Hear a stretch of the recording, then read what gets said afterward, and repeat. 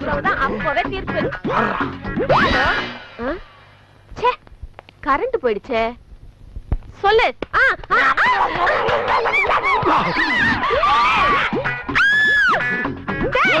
இப்ப எதுக்கு நான் என் வாயை கடிச்ச?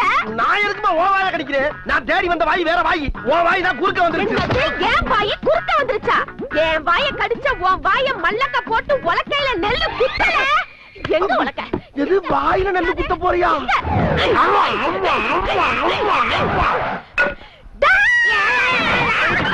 தங்கச்சி என்னாச்சு?